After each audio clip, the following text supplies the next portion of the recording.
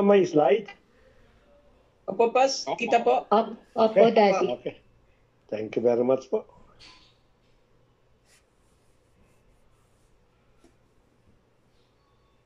Manny. Kuya Manny. Bakit nahanap po si Kuya Manny? Opo. Nag-chat na po. Nagsabi opo daw. Naka-live na. Okay. Sige po, tayo mag-umpisa na. Tayo po Sige. manalangin. Okay. Hallelujah, hallelujah. Ama naming makapangyarihan, Diyos na banal, sa gabing ito muli kami lumalapit sa pamamagitan ng aming Panginoong Jesucristo sa patnubay at gabay ng banal na Espiritu, na sa gabing ito, Panginoon, ay muli nagsama-sama kami upang matutunan ng iyong mga banal na salita.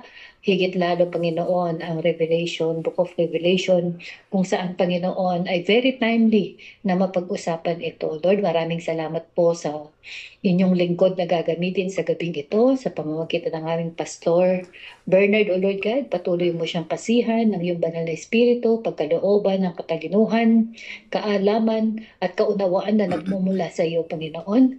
Gayon din kaming lahat na makikinig, ay bigyan mo ng pusong patuloy na nagsisiyasat ng iyong katotohanan at bawat salita, Panginoon, na marinig namin sa gabing ito ay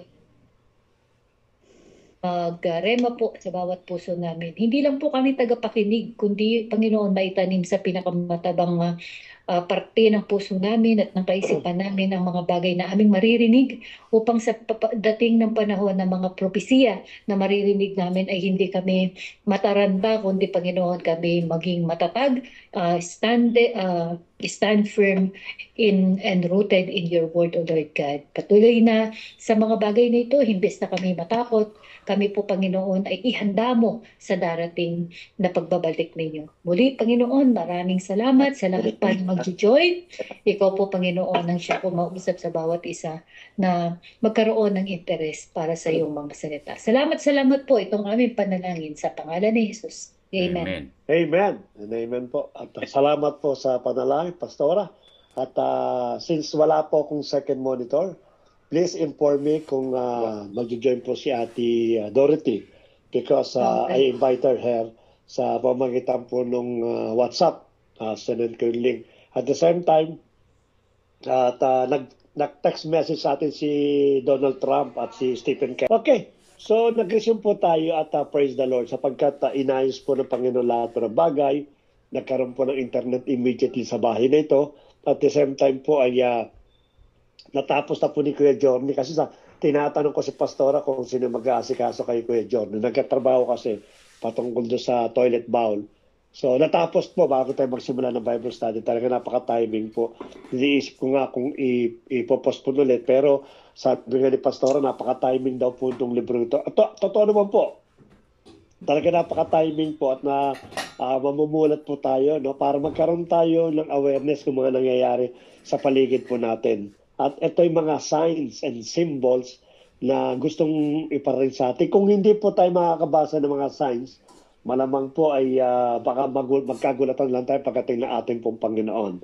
So napakalaga po yan. Again, sa part 3 po tayo ng ating pong Book of Revelation. Pangatlo na po ito, sapagkat yung una po, yung huling-huli, no, last 2 Mondays about the messages to the 7 churches po ng ating pong Panginoon.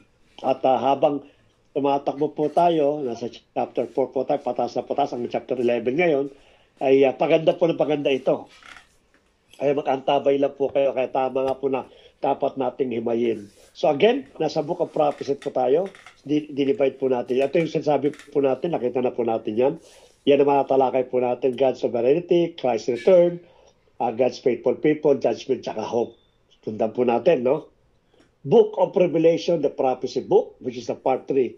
Ang title ngayon, The Scroll with 7 Seals. Yan, maganda yan. Ano po ba yung The Scroll with 7 Seals? After kasi ng message ng ating Panginoon, which according sa mga nag-aaral daw po, yung chapter 1 to chapter 3, that is the present day natin ngayon. Ano pag-aralan na po natin, ba? Nasa Laodicea po itong church na lumalaganap ngayon sa buong mundo. It is almost on the stage ng Laodicea. Then after that, no, yung warning ng ating Panginoon, siyempre nga naman, kung ako magbibigay ng warning, next time po niyan, yung pong aking implementation ng punishment. Kasi nag-warning na ako eh. Pag hindi ka nag-take heed o hindi mo pinakinggan sa warning ko, ang susunod po niyan, judgment. Kaya ito po yon. It is the scroll with the 7 seals. Yan po ating part 3 ngayon, which makikita natin sa chapter 4 hanggang chapter 11. Sundan po natin. Ayan po, kinuha po natin, no? Sinamarize ko na po. Chapter 4, 5, 6, 8, hanggang 10 po yan. Actually, hanggang 11 po yan. Sinaka po natin yung 11 po. So, tatlo po yan. Part 2, Part 3, Part 4. Yan po yung pinakahihimay natin ngayon. At as much possible, sinamarize po, kinonsize po natin para po mas mabilis yung ating pong discussion. Again, Part 3 po tayo. Ito yung synopsis po, 7 book of the Bible. Chapter 4, verse 10, chapter 4 to chapter 10, no? Vision of the heavenly throne room and judgment. Yan po yung pinaka-laman po niyan. No? John next vision is agad. After po na mabasa po ni John o maisulat yung mga messages, ito po sumunod agad yung heavenly throne na nakita po niya, described with image from many Old Testament prophetic books. Around God are creatures and elders. Marami kasing creation ng mga banggit dito eh. Pero hindi po natin masyadong matatalakay pa sa 10 or verse 10. But yung mga elders, nandiyan po yan. Representing all creation and human nations who are giving honor in allegiance to the one true God. In God's hand, it is a scroll. Yan, binanggit po natin. Meron daw pong scroll na hawak ang Diyos, pero wala raw pong walang worthy na magbukas, and even no one is worthy to us. Panginoon, buksan mo na, no? Kasi ang Diyos talaga pumiyawak po niyan. Pero yung scroll kasi, may 7 seals. Hindi ko na ipakita sa inyo yung photo, para po yung natatandaan yung scroll, yung parang bilog na ini-stretch, ayun po scroll po nun eh. Pero aside from the scroll na yon, hindi siya mabubuksan sapagkat meron siyang 7 seal. Yung pinaka parang signet, pinakano po niyan. Kaya wala po makapagbubukas po nito. And in God's hand, a scroll with 7 wax seals, symbolizing the scrolls of the Old Testament prophets and Daniel's visions. The message was about how God's kingdom would come on earth as in heaven. So yun po yung una po na nakita po ni John sa chapter 4. Ito gumagalaw eh. Sa Jude? Opo. De, Bakit?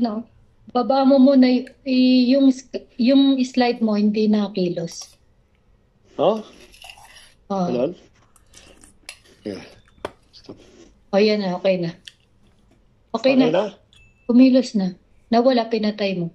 Balik mo. Pinatay ko nga eh. Madali. Balik mo ulit. Okay. At,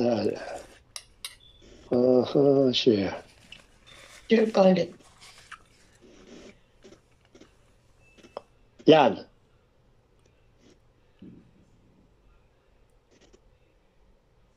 Pakita na? May Opo. delay siguro to. Okay. Nasa slides na po kayo. Yan, dito tayo. Mama, napakibasa mo ako, nakikita mo? Chapter 4, verse 10, Vision of the Heavenly Throne Room and Judgment. Okay. Yung text. Ha? Meron pang babasahin yan eh. Ako magbabasa. However, no one is qualified to open Hindi. the scroll. Tapos na yun. Synopsis Book Revelation, Bible Part 3. Ito, hindi mo nakita to, this bring us into the next section. Wala. Yan. This. Wala pa. Ito yung naglolo ko yung slide. Palagay ko may delay, no? Katikit lang tayo, may delay pa. Ano nababasa mo? Synopsis, Book of Revelation, 27th Book of the Bible, Part 3. Okay. Chapter 4 to 10, Vision of the Okay. Heavenly Throne. Next. Wala. Chapter 4, verse 10 pa rin. Oh. Ba't ganun?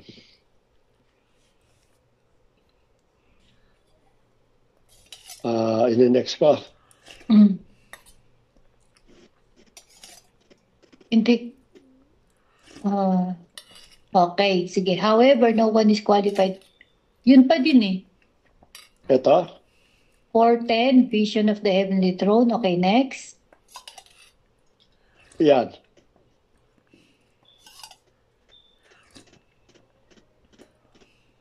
Lipat na po. Slide 7 na. Yan, slide 7 na, Mama. Opo. Gaganyanin ko lang siguro, hindi ko na yanin. I-open ko ng lahat, sige.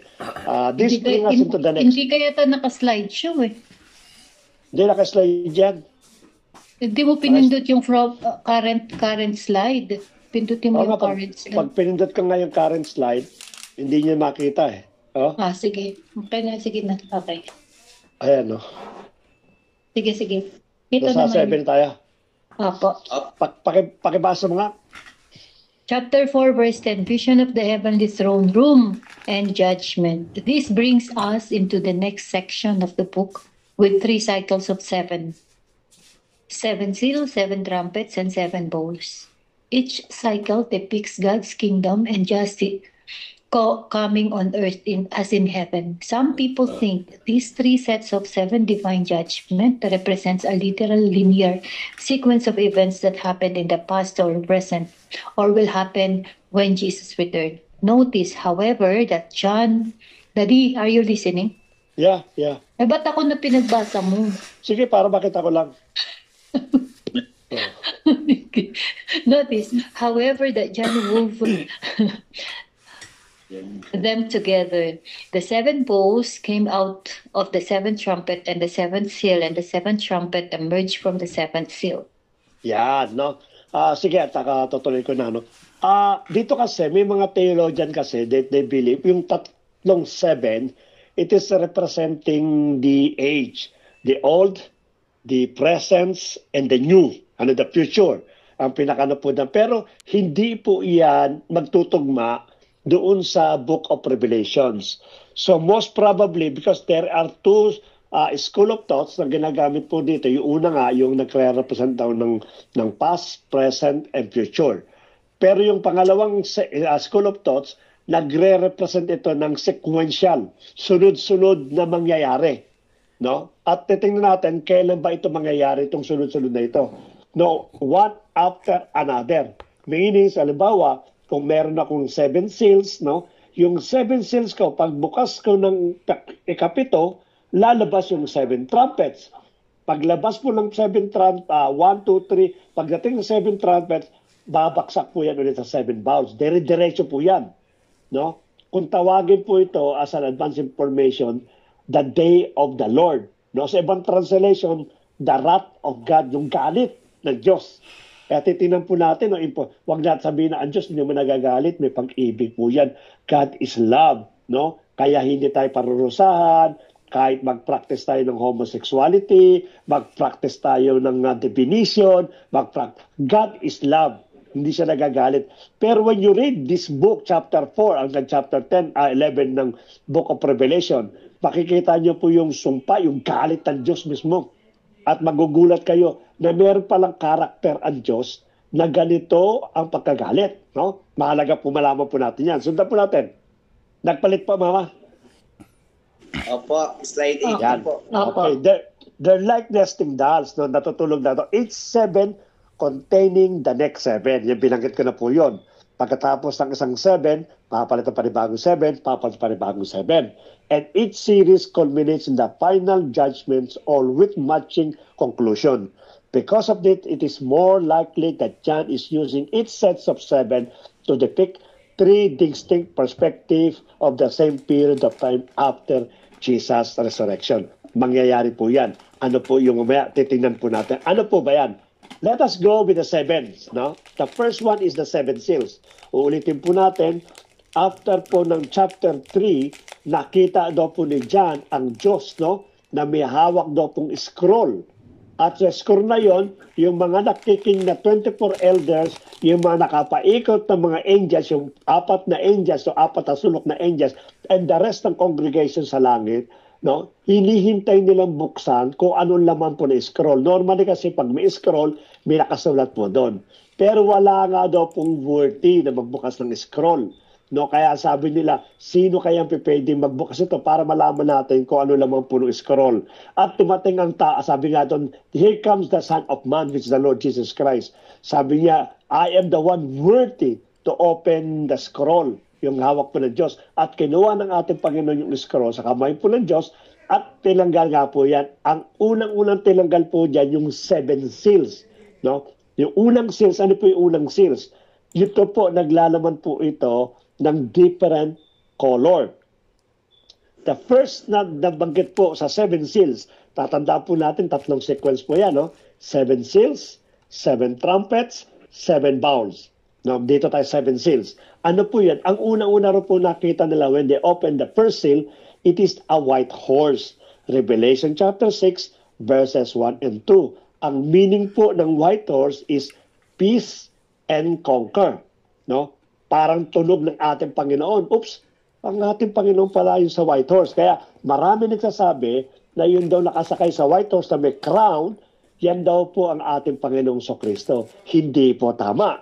No? Kaya nga binabasa po natin sapagkat para tayo maligaw. Bakit? Kasi ang meaning daw po ng white horse, it is peace. No? At since na ito ay may crown, ibig sabihin ito daw po ay conqueror. Yan po ay may parallelism doon sa Matthew 24 verse 5 and so on. Ang sabi po ito, for many will come in my name, saying, I am Christ, and they will lead many astray. Paliliwanag ko po mamaya po yung isa-isa po, no? Susunod-sunod ka po. Pangalawang seal, binuksan po, after po ng first seal, ang nakita naman po, it is a red horse. Hindi po yan iniinom, yan po ay kabayong pula. Baka sabihin natin ba, may lasenggero pala sa langit, may red horse. Yan po, kaya nga siguro na-discover din yung mga inumin na red horse dito sa Book of Revelation na ito eh. Ang ibig sabihin po niya pagka-red, of course, no, i-apply po natin dito, meaning war. You are waging war. Nangangahulugan po, nag-i-stage na po ng gera. Nasa Matthew chapter 24 din po yan, verses 6 to 7, and you will hear of wars and rumors of wars. But the end is not yet. Kaya nga sabi natin, tatandaan po natin, huwag tayong kakabahan. Huwag tayong malilito. Pastor, ang dami na ng gera sa mundo. Ang dami nang nag-aaway-away. Inopen ko nga kay Pastor, even yung Venezuela, no? Nasa ano niya, nasa verge ng gera. Sapagkat nung nagpadala po ang Amerika, for your information, ng kanila po mga fleet, yung mga panggera ng barko at mga fighter plane po nila, nagpadala rin po ang Russia at saka China to support the Venezuelan president. Sapagkat yun po inaalis po ni Trump. At nagkaroon na po ng escalation dyan. Accidentally, nabomba po ng US yung pong Venezuela. Hindi naman talaga accidentally, may tinarget po sila doon. So, ang US, ang China ngayon, nagbigay na ng threat, no? Ang Russia, kanon din ang kanila pong panawagan kay Trump, no? The moment na ginera mo Venezuela, then we will retaliate also. So, nasa birds of war po yan. Pero sabi dito, huwag daw muna kayo matakot sapagkat yan daw po hindi pa katapusan. Kaya nga, kung nagsasalita po tayo, nanonood tayo ng, malapit ng katapusan. Hindi pa po, no? Parang kung sa manganganak, parang ang matawag na mama, bago manganak. Birth pain. Nasa stage pa lang po tayo ng birth pain. Wala pa talaga yung panganganak. So, para maganda po, kaya sabi sa inyo, napapanahon po itong pinag-aaralan po natin. Para hindi tayo inosente, at the same time, marunong tayo magpaliwanag sa mga tao pong, end of the word na. Hindi po. Yan pong pinukuminip niya. Matthew chapter 24, verse 7, mangyayari din po ito, but before the Lord coming, no? For the nation will rise against nation, and kingdoms against kingdom, which is nangyayari po ito. No, pero sabi po, the end is not yet come. Yan ang pinakano po dyan. Pangatlo pong seal, binuksan po yung pangatlong seal, ano pong nakita nila? It is a black horse. Ang ibig sabihin po ng black horse, famine, taggutom. No? Tatanan po natin, series po yan. No? Abi po doon, it is peace and conquer, then suddenly war, tapos may famine. Tama nga naman. Nasa Matthew chapter 24, verse 7b. And there will be famines, pinanggit po doon. After po nang babuksan po yung pangatlong seal, lumabas na po yung pang-apat na kabayo. Kung tawagin nga po yan, the four horsemen of the Apocalypse. The four horsemen of the Book of Revelation o Apocalypse. Ang pinakauli po yung pale horse. Yung pale parang Ano bang kulay mama yung paint? Parang grays ba yan? Yung maputla. Maputla, no? Ayun ang pinaka pale. Ikaw, pagtakot ka sa aso, ganun. Yan. Ang ibig sabihin lang po niyan, death. Ang pinaka po niyan. Matthew 24:7c, and the earthquakes in various places. Aba, nung kailan lang may earthquake sa Cebu. Diba? Nung kailan lang may earthquake sa, ano pa yung pinakamalakas na earthquake na tumama? 8 point something. Sa ibang bansa. 6.7. Hindi, sa Cebu yun eh. May malakas pa dyan sa ibang bansa. 8.9 po pa sa Indonesia. 8, yeah. Yung Indonesia. Yun, tama. Thank you. Salamat po, Kuya Richard. So yan po, no? Yan mga mangyayari. Papaliwanag ko pamaya po yan. At ang sumunod po, doon sa 7.6, yung pang-anim, it is martyr. Patungkol po sa mga martir, yung mga talagang namatay para sa atin pong Panginoon. Panlima pala po yun, no? Panlima. At ang pang-anim po, ay sabihin po ng blood cry out. No? Yung mga umiiyak sapagkat na-murder po sila. Saan sila na-murder? Saan sila namatay? Mamaya panliliwanag po natin. Sa Matthew 24:9, then they will deliver you up to the tribulation and put you to death, and you will be hated by all nations for my name's sake. At ang pang-anim po na seal, yan po ay terror. Ang ibig sabihin daw po niyan, it is war. No? Meron na kuya na, pastor, meron na nauna na ano po din na. Wala pa po yung war. Kumbaga sa yung po yung preparation. Ito may war na po dito. Matthew 24:29, immediately after the tribulation of those days, the sun will be darkened, and the moon will not give its light, and the stars will fall from heaven, and the powers of the heaven shall be shaken. Yan ang pinakano po doon. Yan ang binanggit po natin. Then, let's go again do sa number 1 seal. Just to give you a brief explanation para magkaroon tayo ng idea. Ito po yung pong illustration ng white horse na first seal na nabuksan po. Meron po siyang, tawag dito, bow, pero wala po siyang arrow. Pero ang pinakano po niya, meron po siyang crown, pero hindi po naglulilingning. So ano po itong white horse na ito? Ang white horse po ay patungkol naman po ito sa the rider on the horse wears a crown and holds a bow, but no arrows.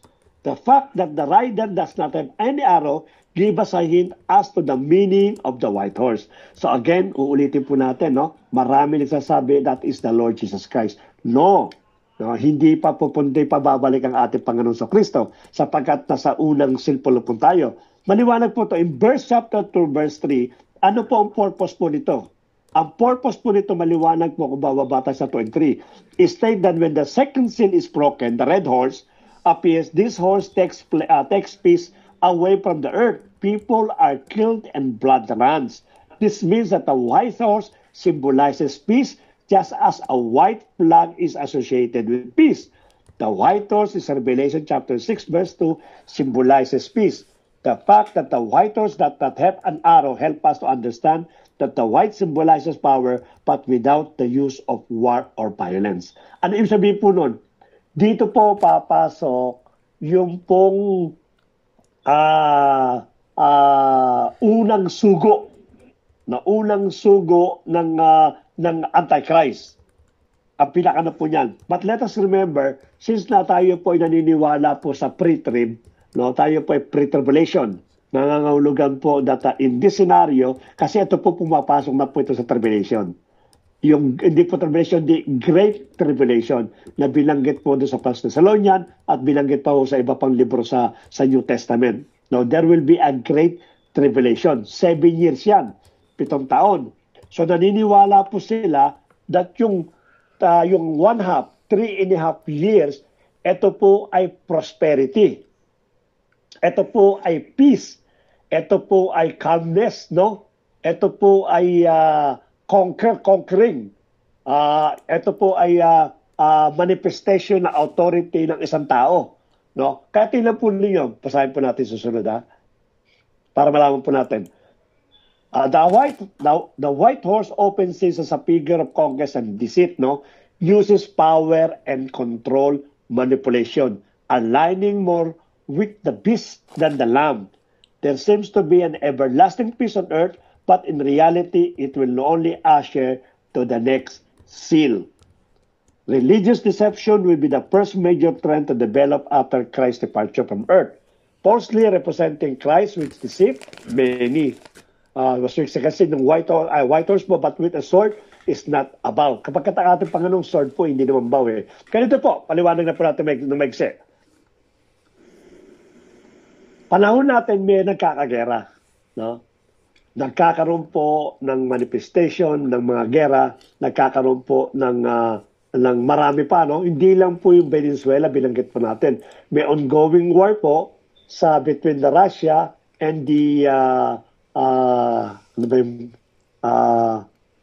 Russia and pakitulong po. Ano po yung kalaban ng Russia? Ukraine. Meron ongoing war ng Russia at saka Ukraine. No? Meron ongoing war sa Israel and the Palestine, Iran and the rest ng Middle Eastern country. Ngayon naman po pumasok ng Venezuela. Sapagkat sabi nga sa inyo, mainit na mainit yan po inaabangan ngayon ng buong mundo. No? At this time, meron po nagtitrigger sa Taiwan at sa China. Of course, andyan din ang Philippines at China. Na yun mga pinakano po dyan. Imagine nyo po yan, nagsasabay-sabay po yan. Then, there is one person, according to the book of Revelation, that will come out in order to settle all this dispute, itong mga wars na ito. Kaya nag-a-assure pa lang, iba? Unti-unti po na inalalatag yung tao na siya pong magbibigay ng peace sa buong mundo. No? Kaya kailangan po natin, hindi pa mainit eh. No? Sabi nga natin, magsisimula yung talagang matinding bakbakan na yan, matinding talaga, after po ng rapture. When the Christians already be with the Lord Jesus Christ in church, nasa Panginoon na po, diyan na mag-a-assure po yan. Magkakaroon na po talaga ng physical na war, at talaga naman pong halos gusto ng buong mundo. So even United Nations, madidemolish po yan. Mawawala po ang United Nations. No? Magkakaroon po ng agam-agam. Magkakaroon po ng they're looking forward for one person na siya pong mag-a-assure ng lahat ng pista to. And that is the white horse. Dito po papasok po yan para pang-isahin po ang lahat ng tao. At siya po yung magtatagumpay. He will become famous. He will manipulate every country. Kaya magiging powerful po ito parang Panginoong Kristo. Kaya Antichrist eh. Siya mismo magkakaroon po siya ng power and authority to heal and to perform miracles. Just only to deceive the whole nation. Yun po mangyayari po dyan. Yan ang trabaho po ng white horse. Kaya po hindi po ang ating Panginoong Kristo ang mag-a-assure po dito. The next one, after niya po magkaroon po ng peace dito sa mga nagigera na ito, no? Sino pong susunod? Ang susunod po dyan, after po, papasok na po dyan yung 3.5 years ng tribulations. Imagine po niyo, 3.5, yung kalahati po ng 7 years of great tribulation is just only the usshering of peace and also calmness, prosperity, yan ang mangyayari po dyan. Kaya marami po nangyayari, nang sabi daw po nila, naniniwala, yung mga mid-trib, no? yung mga nasa kalagitnaan daw yung tribulation na kung saan magkakaroon ng rapture. Between ng 3.5 saka 3.5 na tira po. Tayo po, pre-trib tayo before 7 years tribulation, magkakaroon po ng rapture. Yung iba naman po ay magkakaroon po muna ng 3.5 before po magkakaroon po ng rapture. At yung iba mo po after po ng 7 years of great tribulation. Bakit po may mid-trib? Kasi po, wala pa namang parusa between doon sa trabaho. Magkakaroon nga po ng kapayapaan. Pero after po yan, dito naman papasok po yung second seal, which is the red horse. Ano po meaning po ng red horse? Paborito ng mga tumador. The red horse signifies the devastation of war. It embodies the scriptural warning against the glorification of militarism and the social acceptance of war as a necessary evil. War, a manifestation of human desire for control and dominion over others, leads inevitably to conflict and bloodshed, pushing societies toward moral and spiritual bankruptcy. Wars have continued around the world since Christ left the earth. But warfare between great nations and kingdoms, including world wars, which began in the 20th century, will increase in the end times. No, ano po itong after po na ma-deceive ng mga tao ito, they will unite like a United Nations against whom? Para kanino? Against Israel and against United States. Itong dalawang bansang na ito ngayon ang siya pumagan. Sapagkat ang United States po, there is a prophecy that indeed that he will be an ally of Israel throughout the years. But this time po, they will be defeated, including Israel. So ito pong inaabangan po natin. Kaya nga sabi natin, ang timeline po natin ang bansa po ng ating Panginoon. As of this moment, no one can see that they can defeat Israel. Wala po, no? Sabi nga nila, yung mga genera ng Israel, nagtatanong sila, bakit di kayo mag-retaliate? Genera nila yung Lebanon, genera nila yung Syria, genera nila yung Iraq, genera nila yung Palestine. Pero wala po nagre-retaliate, no? Even Qatar, genera po ng Israel because they know that they cannot defeat Israel. So as of this moment, we can say na talagang sepa, no? Kasi po, hindi pa dumarating po yung time na talagang lalabas yung Antichrist in order to unite those powerful countries around the world to battle or to stage war against Israel and against United States. At dito po magkakaroon po ng defeat itong dalawang ito. Sundan po natin. So ito po, nasa bloodshed na tayo, nasa Red Horse na po tayo, no? The Red Horse and its rider symbolizes war, bloodshed, and conflict, representing the removal of peace from the earth, leading to widespread violence and death. The rider is given a great sword and authority to cause people to kill one another with a color red, often symbolizing bloods in the case of war in biblical context. Actually, hindi lang naman po United States at Israel na magkasama po dyan. May mga countries po na nabanggit po, hindi naman exactly nabanggit yung pangalan, but biblically, may mga kakampi po sa Israel at sa United States. Sapagkat dito po, after from 3.5 years, no? After po nung yung pong peace na pinakita po ng Antichrist, nung 3.5 years, lalabas na po yung ugali po niyan. Kaya maraming bansa po ang magre-rebelde rin sa kanya at kakampi sa Israel. But because na-solidify na po nito yung malakas sa bansa, kaya marami pong bloodshed talaga mga aagos po dyan. Sapagkat talaga pong napakadaming kera po yan. The Red Horse signifies a devastation of war and embodies the scriptural warning against the glorification of militarism and societal acceptance of war as a mercenary evil. War is a manifestation of human desires for control and dominion over others, leads inevitably to conflict and bloodshed, pushing societies toward moral and spiritual bankruptcy. Wars have continued around the world since Christ left the earth, but warfare between great nations and kingdoms, including world wars, began in nabanggit ko na po ito, no? Ito po ngayon magkakaroon talaga ng gera. Magsisimula na po itong maggera. But this is not yet a full-blown war. No, hindi pa full-blown yan. Kasi nga, nagpapakilala po dyan. Mamaya makikita po natin saan lalabas yung full-blown. But this time, nagkakaroon na po ito ng conquering. Lumalabas na po yung pong pagiging sungay, pagiging demonyo ng taong ito. At nalaman na po yan ng iba pong karatig bayan. No? Ang sumunod po niyan, after sila mag-stage ng war, of course, Black Horse. Ano yung Black Horse? Of course, kung may gera, may patayan. Marami pong mamamatay. Kaya ang sumunod pong seal, nakita na po yan ni John, maraming mamamatay po sa gera na ito. It never happened before. Ang sabi po yung tribulation na ito. Black Horse. Following the Red Horse, the Black Horse emerges carrying scales, a symbol of economic disparity and manipulation. This horse highlights the man-made nature of economic crisis, where essential resources like wheat and barley become unaffordable due to the greed and policies of the powerful. This scarcity is not due to the natural shortage, but orchestrated by those who prioritize wealth and luxury over basic human needs.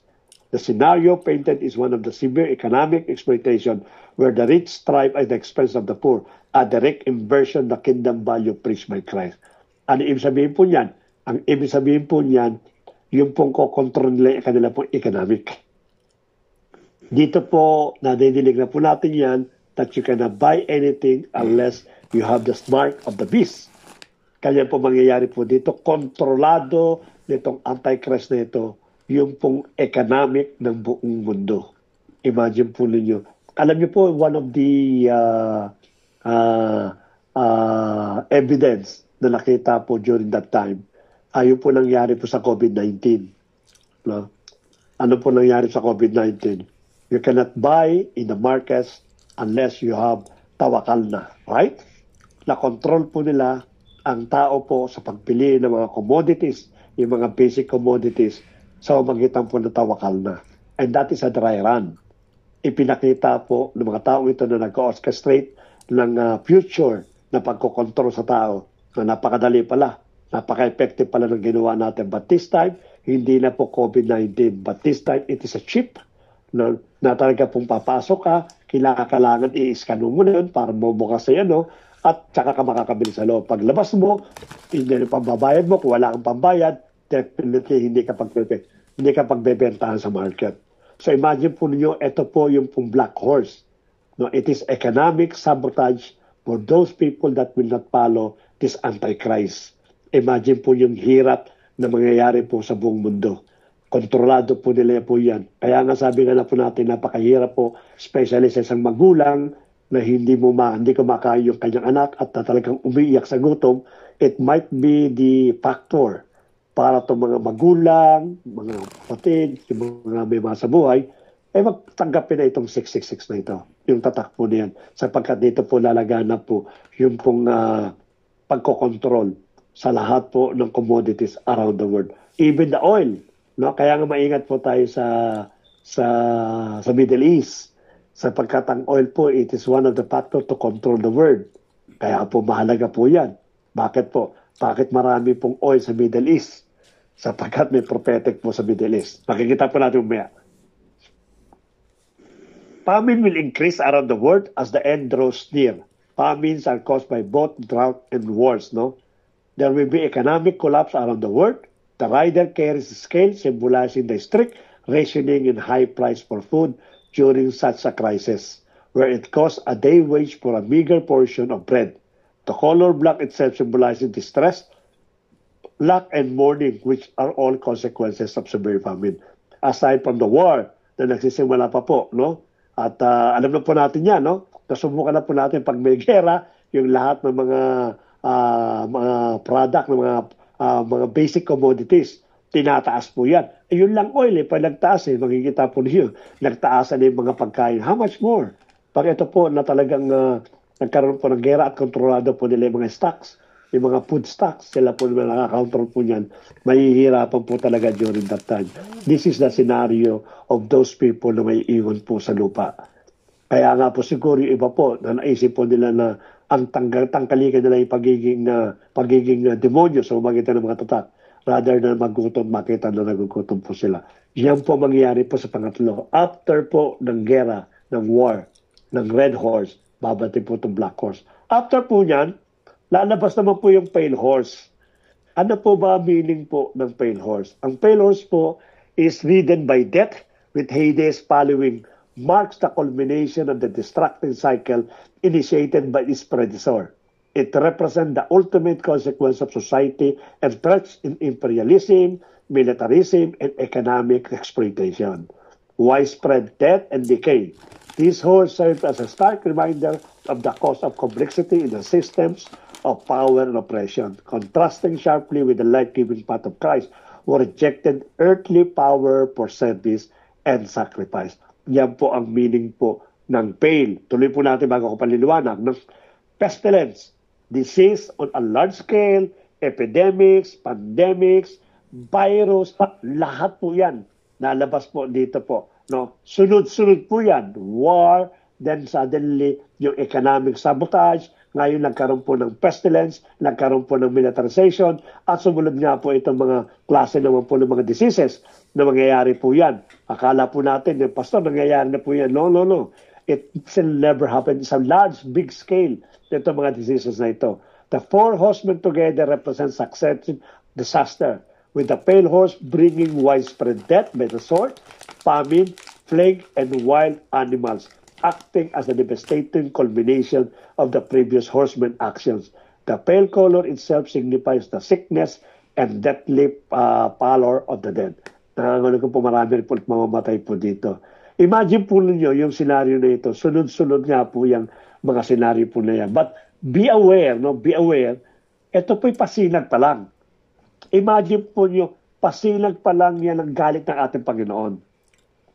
Hindi pa yan dumarating sa tunay na galit niya. Imagine po nyo na talagang marami na po talaga ang mamamatay dito sa ano na to. Kaya nga sabi ko, pagka naiwan po, nakakatakot po talaga. When you read the book of Revelation, yung 7 seals pa lang, talaga naman po kakabahan ka na. Yung 7 seals na lang, talaga naman magte-tremble ka talaga. Sapagkat ito po yung mangyayari po to. That is reality. Hindi po ito isang movie, hindi po ito isang haka-haka, but it will come to pass. Itong lahat na binabanggit po natin, no? Hindi ko lang po masyadong binigyan pa ng mga picture, mga kasi po masahabay discussion po natin. Pero ito po, lahat po ito, disaster. Successive po yan. Sunod-sunod yung mga disasters na yan. At yung pang-5 seal po, nung binuksan po yun, ito naman po nangyari. Marami pong namatay na martyr. They decided to be, tanggapin yung kamatayan rather than tatakan po ng 666. It might be some of them are previous Christians.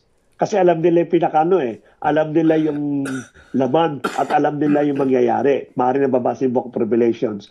Ito yung mga Christian ito na maaaring nagtampisaw, naiwan, because nagkaroon po ng backsliding, nagkaroon po ng apostasy, then suddenly na-realize nila, totoo nga, na talaga merong rapture at naiwan tayo. So they will decide not to accept the devil yung inaalok ng devil na magpatatak, rather na bawiin kanila pong buhay. In this verse, we learn that the 5th seal was opened. John saw the souls of martyrs under the altar. The most common interpretation of this passage hold that these are the martyrs who believe on Christ as Savior during the first half of the tribulation. Yung 3.5 years, no? Bagamat meron po itong, sabi ko sa inyo, peace and lasting, but unti-unti na po yan na kinukonbinsi na sumanib sa kanila pong yung pagtatak nga po niyan. At maaaring during that time din, noong 3.5 years, marami po rito ang hindi po tatanggap. At ito po yung mga papatahin po yan. Pupugutan ng ulo, at kung anong klase ng karumalduman na kamatayan ang gagawin po nila sa mga tao ito. But these people, they would rather na mamatay, kahit mahirap, kahit masakit, kesa po magkaroon po sila ng eternal condemnations. This then would be the people who come to faith in Christ after the rapture of the church. These souls are likely connected to or the same as the believers sealed in the Revelation chapter 7. John saw the martyr souls under the altar in heaven. Ito nakita din ba niya ito? Their bodies awaited the resurrection and the return of Jesus to the earth. The martyr placed under the altar indicates that they have sacrificed their life as an act of worship to God. In Exodus 29 verse 12, instructed the Old Testament priest to pour out most of the blood of a sacrificial bull at the base of the altar of sacrifice. So it is not surprising to find the martyrs under the altar. Actually, these people are the one that crying, no? Avenge us, no? Ipaghiganti mo kami, Panginoon.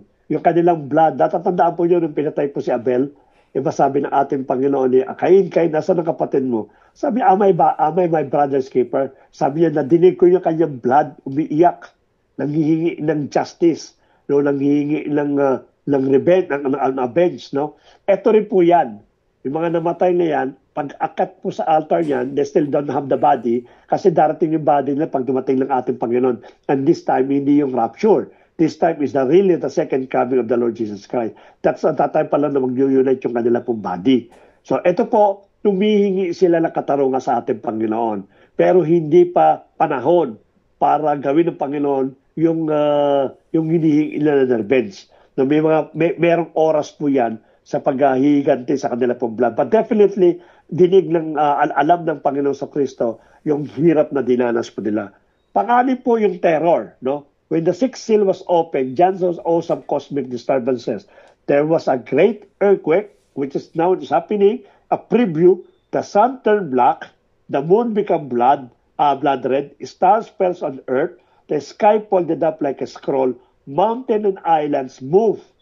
This is God's response to the martyr's cry, bringing on the day of the Lord, which is a great earthquake, darkened sun and the moon, falling stars, and the movement of the mountain and island. This event causes the inhabitants of the earth to cry out, who is able to stand? Ang pinakano po dyan. At pag bilanggit po natin yung whoever the Son, for incoming more wrath, it means there is more incoming wrath, no? His Son, more incoming, more wrath of God to those mock His Son, persecuted the saints, and blasphemed His name. The day of the Lord, this event signaled the beginning of the day of the Lord, a period of God instance, personal intervention in the world affairs and human history. Ang sabi po nila, yung mga stars daw po na nakikita na bumabagsak ni John, kasi nung araw po, hindi niya po alam kung ano po yung nangyayari. No? Kumbaga sa kung ano lang yung person niya at kung ano yung pagkakainda niya. Alam niya, star yun. Pag nanggaling sa langit, stars, dahil nagliliwanag, kaya nasulat niya stars. Pero there are some interpretations. Ito raw po yung nagre-represent ng mga nuclear bomb. No? So nangangahulugan po sa panahon na ito, there will be a nuclear bomb.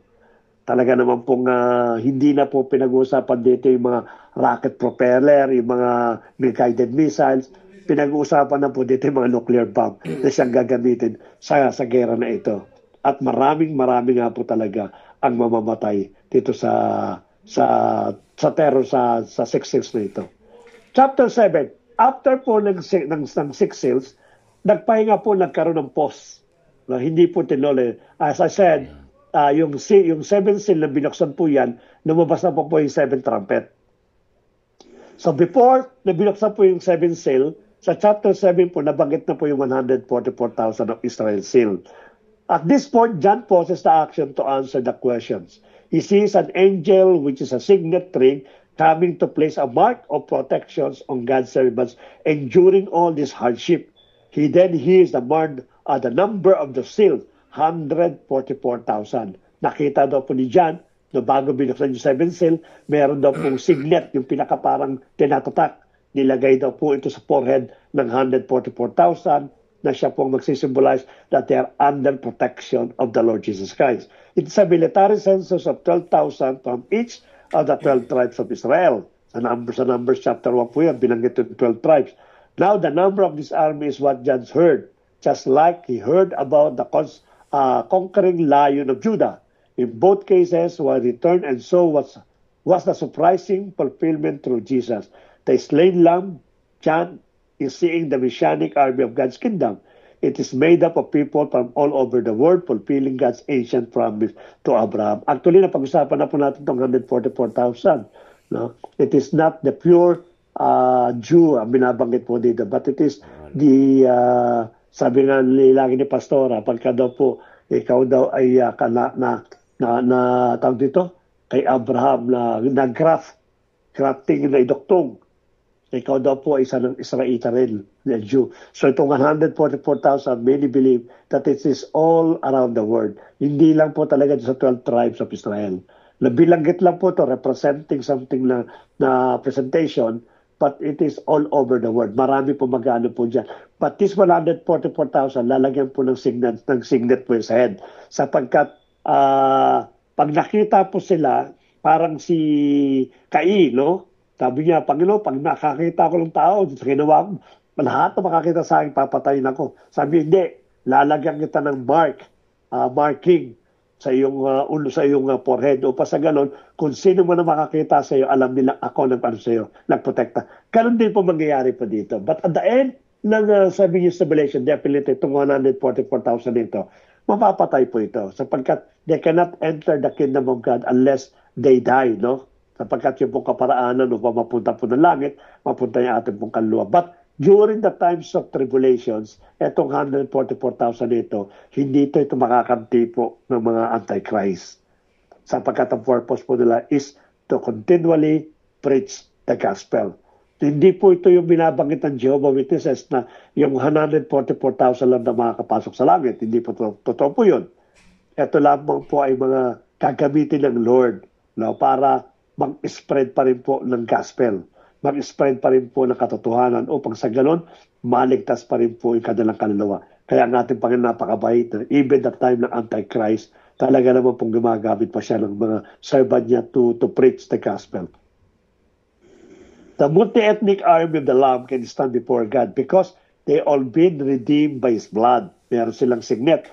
They are called for to conquer not by killing their enemies, but by suffering and bearing witness like the Lamb. which this, the seventh and final seal is broken. Ito na, pagkatapos po nun, yung seventh seal, inopen na. But before the scroll is open, the seven warning trumpet emerged, and only does the day of the Lord come to bring final justice once and for all. So pumasok na po yung seven trumpet po dyan. After po na masaya yun, itong 144,000. So what next? It is the seven trumpets. Nasa chapter 8 po yan, chapter 11. Again, it is more severe. No? Severe na wrath of God ang dito po sa seven trumpet na ito. At makikita po natin yung pabigat po ng pabigat, pahirap po ng pahirap, talaga naman pong halos talagang naisip talagang maiwan. Ako talaga po, mas naisip kong maiwan. Revelation chapter 8 begins with the seventh seal opening. When the seventh seal was opened, ito rin pito, no? Ito sa karugtong, by the Lamb, there was silence in heaven for about half an hour. Nung binuksan na yung seven seals, completely silent po doon sa heaven. What does this silence represent?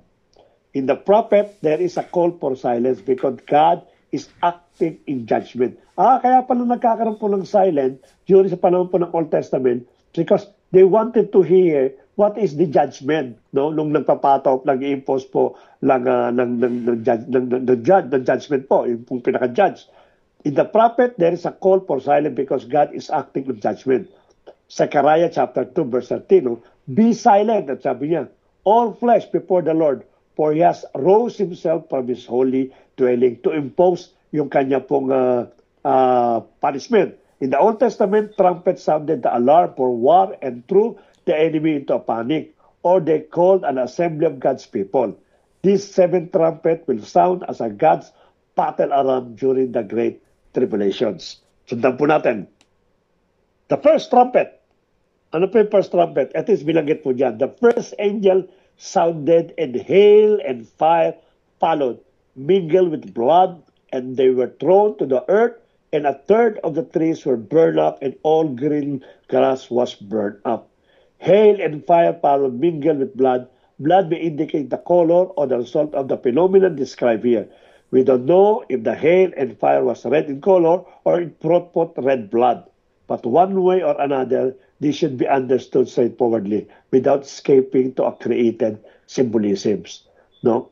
Binaba na raw po, binaksak na yung hail at yung fire para sa Sodom and Gomorrah upang maranasan po ng mga tao ito yung pong galit ng ating pong Panginoon.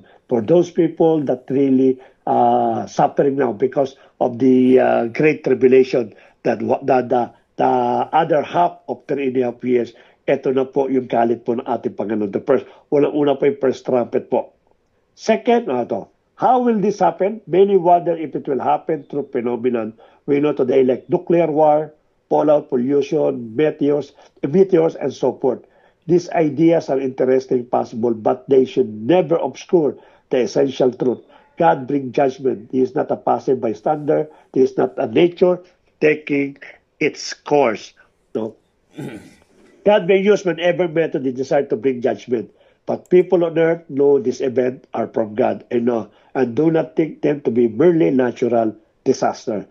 Hindi po natural disasters po ito. Napagkamala mo na, nagkataon lang, may lindol, may bumaksak na meteor. Imagine po niyo, ngayon ko lang nalaman, nung recently ko lang nalaman, yung palang isang bato, na kasinlaki lang daw po ng isang let's say, kasinlaki lang ng isang bloke ng yelo, no? Alam niyo, nakikita niyo po yung bloke ng yelo eh.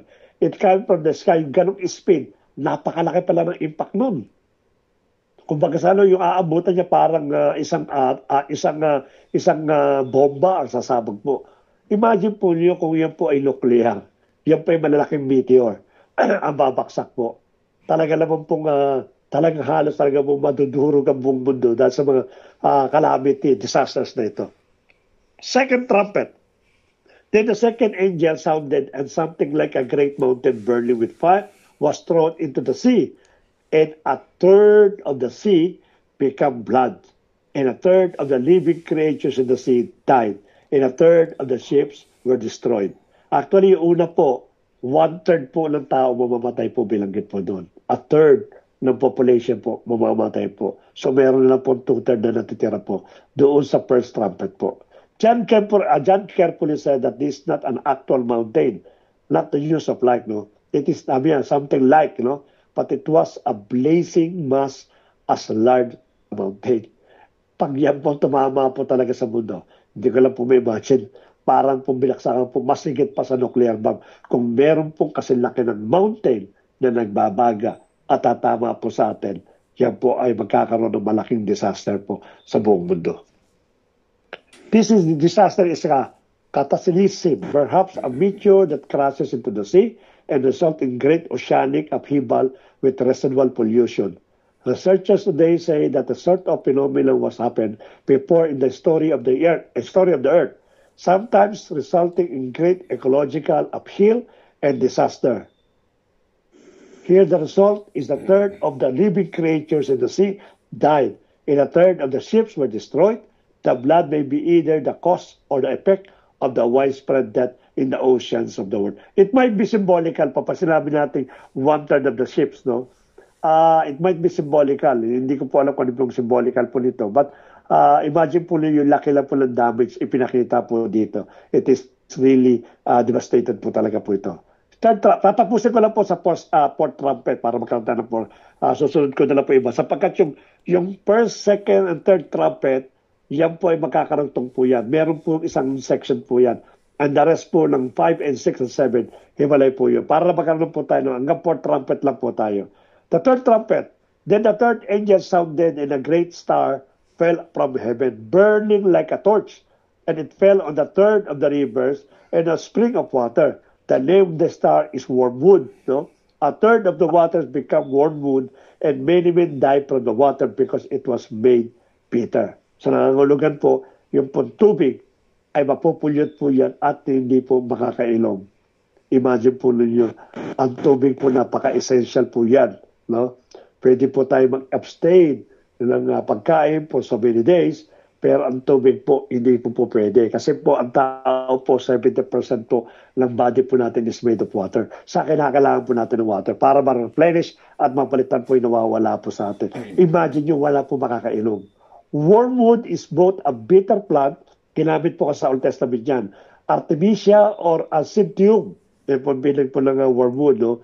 And a metaphor for extreme bitterness. Metaphor po to sorrow, divine judgment, and death caused by the sin and apostasy. In the Old Testament, it symbolizes the severe consequences of disobedience to God. Lahat po, no? Dagat, river, bundok, tao, lahat po ito pinupulbos unti-unti po because of the trumpet. The fourth trumpet, then the fourth angel sounded, and a third of the sun was struck. Sa naman ngayon, and a third of the moon, and a third of the stars, so that a third of them were darkened. A third of the day did not shine, and likewise the night. And I looked, and I heard an angel flying from the midst of the heavens, saying with a loud voice, Woo, woo, woo, to the inhabitants of the earth, because of the remaining blast of the trumpet of three angels were about to sound. Kasi po yung tatlo po ng tera po yan, 5 and 6 and 7, 5, 6, 7, tatlong woo po yun. Kaya bilanggit ito, tatlo yung woo, woo, woo.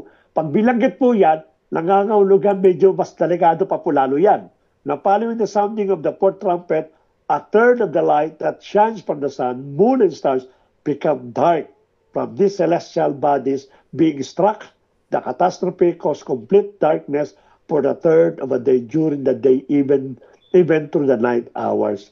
Mawawalan po ng liwanag. And I do believe it is not only the sun that will not, it is not only the sun, no, because of what happening on earth. No, pag nagkakaroon po ng smog, nagkakaroon po ng fog, nagkakaroon po ng halos madaling po wala kayo makita. Ganito po mangyayari po dito, yung mga smoke, nung galing po sa mga nuclear bomb, yung smoke galing sa mga iba-ibang klaseng weapons, yan po magdadarken po talaga yan. Imagine po mangyayari po dito sa mundong ito. Could be literal darkness or represent spiritual blindness. It might be, no? Ties into Jesus' prophecy or darkened sky before His return. So, eto po, yung pong apat na trumpet, susunod po natin yung fifth trumpet, puputulin ko po muna rito. Kasi yung pong 1, 2, 3, 4, magkasama po yan about the punishment na ginawa pa ng Panginoon at mas severe pa yung tatlong who, which is the fifth, the sixth, and the seventh trumpet. Putulin ko lang po muna dito para mag-give way po sa ating po question and answer. Okay po. Maraming salamat po, Pastor Bernard. Parang mabilis Sige po, kung meron pong tanong, di ba yung binanggit dito na tubig na papait ang tubig, kung babalik tayo sa Old Testament, alam niyo po yung Red Sea, nung tawirin ng mga Israelites, ang Red Sea, galing sa Egypt, nung first liberty nila, ang dinatnan nilang lugar, meron sila natagpuan na tubig. Pero yung tubig doon maalat, ay mapait. Okay. At kaya nga po tinawag na Mara. Ngayon, ang ginawa ni Moses, sinutusan siya ng Panginoon, kumuha ng kahoy at ilagay doon yung sanga doon sa tubig at naging matamis. So, kung titingnan din po natin sa atin symbolically, yung cross, no, kumbaga we are facing the bitterness in life, yung mga hardship sa buhay. But then when nung inano ng Lord yung cross, sa pamamagitan ng cross nagkaroon tayo ng sweet life. So sa darating na panahon makakaranas na naman ng panibagong bitterness ang mundo. Those who will accept the Lord Jesus Christ pa rin, no? Kasi 'di ba may chance pa 'yan, 'di ba Daddy, no? Oo. So sila ay makakaranas ulit ng sweetness ng buhay. So kung titingnan po natin yung mga sabi kanina yung buy and selling, no, na try na natin nung pandemic. Hindi ka makakabili nang wala kang tawakal na. So kung titingnan natin yung unang-unang kasalanan ng tao ay pagkain din. So hanggang sa huli, dito din talaga matutokso ang tao kasi ayaw magutom, ayaw mamatay, so tatanggapin na lang yung signs na ibibigay ng Antichrist. Okay, marami pa to, yung alam mo yung wormwood. Kasi po nanonood kami ni Pastor Bernard ng mga mga series ng mga Bible prophecy. Kung gusto niyo pong sundan, si Steve Cicolante, napakaganda po niyang kasi marami siyang mga historical evidences, maging yung mga reports ng NASA na maging itong wormwood na ito natuklasan na din. Tapos meron pa pong sinasabi na itong mga, yung di ba nagsha-shower yung mga sa sky daw. Kasi may marami na palang mga meteorites na bumagsak sa atin, mga asteroids, na malalaki na din na ipapakita dun sa mga pictures niya na hango from NASA na marami ng mga meteorites na bumagsak. Siguro asteroids or what. Basta ito po, mga nangyayari na to. Ang tanong ko dati, isang party na tayo? Nasa third. Yan. Sino sasagot muna? Nasa port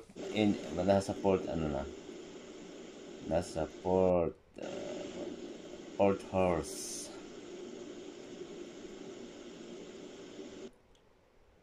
Walang sumagot. Saan daw tayo parte? Malamang nasa apat na horse na tayo. Isang party na po tayo kaya ng trumpets at saka ng yung 7 horsemen. Hindi ako marinig dito. Walang sumagot? Nag-iisip pa. Nag-iisip pa. Sige, pagyan natin ng pagkabilang ng mga ako ang sasagot ngayon. Iba po kasi hindi pa po nagpapakilala yung Prince of Peace Nasaan tayo ngayon? Lumabas na, nagpakilala na po ba si Prince of Peace? Nasabi niya, siya yung magdadala ng kapayapaan. Siya talaga yung... Ano po ba? May prophecy, Daddy, no? Na, di ba, ang sabi nila na yung United Nations, nung na-create yung United Nations, ito yung ang lagi nilang propaganda is peace treaty. Di ba? So, yung iba, pinapaniwalaan nila na yung United Nations is yung white horse. sabi lang po, no, tayo naman ay pare-parehong mga nag-aaral, depende po dun sa mga nababasa natin at mga napapanood din natin. Ang sabi nila, ito daw po yun. At yung sinasabi din ni Pastor Bernard na mag-act as parang arbitrator, no, na tagapamagitan ng kasunduan. Between kasi ang ating timeline palagi yung Israel. So yung Israel, ang kakampi niya is US. So parang in a way, yung US ang siyang tinitingnan naman nila na baka si Donald Trump ang siyang lalabas na white horse. Ito yung mga ano lang po, no, yung mga input lang po natin. Hindi ko po sinasabi na ito yung mga accurate na truth na po. Ito lang po yung mga nasasagap natin. Kahit pa nung since 2008 naman, sabi nila, ano yun yung Vatican, no? Dahil nga po katulad ngayon, sino po bang nagpo-promote din ng ng one religion? Nang ibig sabihin is peace treaty din ng lahat ng klase ng mga faith, one religion, one world order. Ayan, ito sa horse ito, no, de? Ito yung mga color ng horse. Okay, so nilabas ko kasi, kasi related sa question ni Pastora. Last ng huling pag-aaral natin, ang sabi natin that we are in the stage of Laodicea. Talaga namang yung ibang churches talaga, malamang na nagkakaroon taga ng apostasy, pagtalikod. No? At bago dumating kasi, yung atong seal, the 7 seals, ang sabi nga natin that we are pre-trib, wala na ang church niyan. Sa mga naniniwala po ng pre-tribulation. No, yun po pinaka wala na po dyan. Kasi yung po chapter 4, it will start the 7 great tribulations. Doon mag-start po yan. Meaning, in between ng chapter 3 at chapter 4, kung tagaan natin, in between po, magkakaroon po ng rapture. After the rapture, here comes po yung Antichrist. Na siya mismo mag-a-usher ng peace. Kaya nga tinan po natin, no? Nagtutugma-tugma lahat ang situation, binanggit ko na kanina. Sa dami ng gera na malabas ngayon, so nagtutugma-tugma, iisa lang po ang hinahanap po nila, iba sa United Nations. Sino yung maglalakas ng loob na para ilabi yung peace dito sa buong mundo? Not only in Israel tsaka Palestine o Middle Eastern, but all over the world. Sa Russia, sa Ukraine, sa US, and so on and so forth. Hinahanap nila kung sino yon. Sabi nga daw nila, malamang na yung Papa sa Vatican. Kasi napakalaki na daw influensya niya when it comes to Catholicism. Kasi almost all over the world yung Catholicism. No? Ang sabi daw nila, isa daw pong manggagaling na isang sa US. Na isa daw pong isang missionary sa US. Sapagkat ang US daw po ay naging parang sentro ng evangelism. Ito yung mga kakaka. Kaya ako nilabas itong plug na ito. Ano yung 4 na horse na binanggit natin? 4 ang kulay. Red, green, white, black. Pale. Tsaka pale. Pale. Because sometimes ang pale parang puti. Namumutla, parang namumuti ka, parang ganon. Ano po kulay nakikita nyo sa mga Middle East countries? Red, green, white, black. Diba dyan po? So because of the scenario, itong kulay na ito, marami ang naniniwala. Again, hindi natin sasabing solid. No? Marami ang naniniwala that the Antichrist na mag-a-usher po ng peace will come from Middle East. Bakit to sa Middle East? No? Kasi unang-una, nasaan ba oil? Middle East. Nandito po. Sa may mayayamang bansa. Sa Middle East din, diba? Sa maraming ginto. Gumagawa na nga ng digital city Kaya nga, sa Middle East pa rin ang ginto. Ito yung mga product na pwedeng pang control. Sabi nga, pag marami ka raw gold reserve, kaya mo control ang buong mundo, diba? Middle East, maraming ginto. Maraming oil, mayayaman, napakadaming pera. So mananiniwala daw po because of that color ng horse, that the Antichrist will come from the Middle East. It might be from Turkey, It might be from Iran. It might be from Saudi Arabia. It might be from Qatar. We don't know. Pero ito lang po sinasabi daw po nila na manggagaling na po. Kaya let us be careful. Kasi po, tatanda natin, bagamat ang timeline po natin ay ang bansang Israel, but look at a country na maaaring naglilinya na, no? Maaaring isang country na naglalabi na actually marami na naglalabi sa peace na yan eh. Diba? Even Saudi Arabia, they're trying to lobby the peace. Hindi lang sa Middle East, kundi sa buong mundo. Kasi sila yung may kakayanan talagang talaga mag-initiate ng ganito klaseng mga peace pact, no? Kasi nga sa dami ng yaman, sa lakas ng yaman nila, sa lakas ng economy nila, kaya po nilang gawin po yan. Kaya mag-aabang lang po tayo sapagkat I do believe na sa almost end of the line na tayo. No? Hihintay na lang po natin na mangyari po na yung magkaroon po ng rapture. After po ng rapture, definitely this Antichrist will come out para nga po maglabi po sa mga to. Yan po yung pong apat na kulay na ipinakita po doon sa Book of Revelation.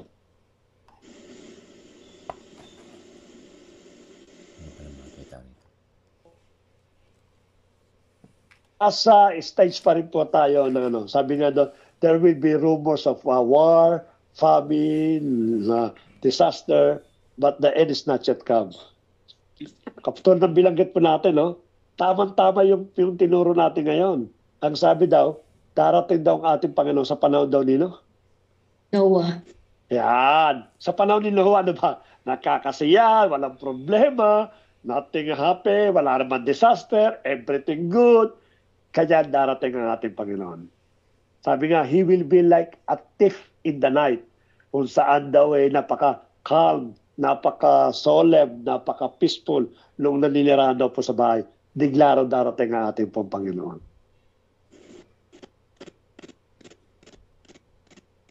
Okay, meron po ditong mga comments. Sabi ni Kuya Manny, kapag sumapit na ang 2030, diyan napapasok ang Antichrist o yung tuluyang makontrol na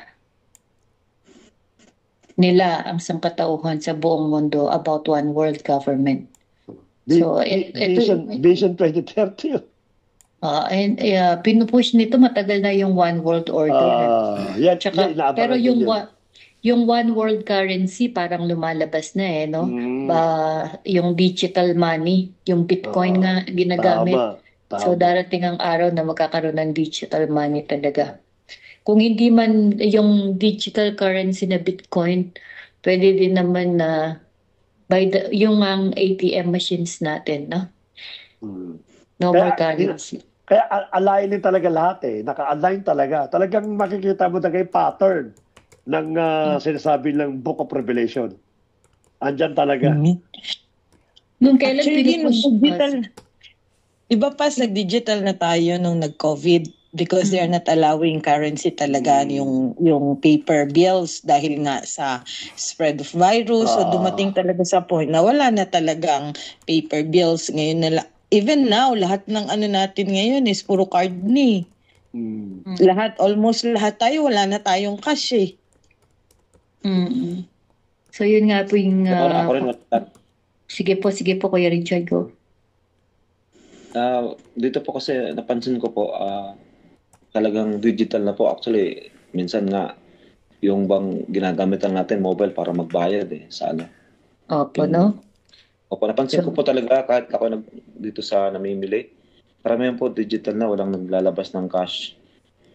Puro mobile, puro Visa, puro ganun na. Puro ganun po. Opo. Tama po sa corona. So, ayan na po yung ating one world currency. Pero nung kailan na nagkaroon din ng kalituhan, iniisip nila na yung Great Britain ang pinakamataas ang currency. Yun ang magiging one world currency. But then again, sa nakikita natin, digital talaga. So itong computerized na ginagawa nila, malaki talaga na posible na ito ang gagamitin ng Antichrist, Tsaka kung makikita natin pagdating ng panahon, sabi yung sige, mapapreempt. Tsaka na lang po. Ituturo ni Pas Bernard yung yung dalawang witness na darating. Sige, saka na po natin pag-usapan. Alam mo, meron pang mas magandang ditong tingnan po nyo, sabi nga sa iyo yung pattern. Dapat talaga marunong tayo sa pattern para pinakano. Halimbawa po, no? Halimbawa na lumabas. Kanina nga, nag-ano na naman ako, nag-mine na naman ako ng diamonds at saka ng pearl. Biglang naisip ko, sabi ko, Lord, nakita ko kasi yung prophecy sa Philippines. Merong prophet na galing sa Africa na nag-prophesy yung earthquake na nangyari. Kasi September 16 yata or 26 yung prophecy niya, nangyari agad ng 30. 30, no? Ang sabi niya, either end of September or first week ng October magkakaroon ng earthquake nga. So, nangyari siya. At yun, makikita natin ngayon yun sa mga reels, no? Tapos, mayroon siyang follow-up na prophecy na napanood ko kaninang morning na kahapon, pinakita ko nga kay Pastor Bernard, na mayroong pang dalawang earthquake, tapos may tsunami, tapos, kumbaga, sabi ko, Lord, ayoko na nga. Mag-focus na nga talaga ako sa iyo. Napo-focus ako sa earthly things eh.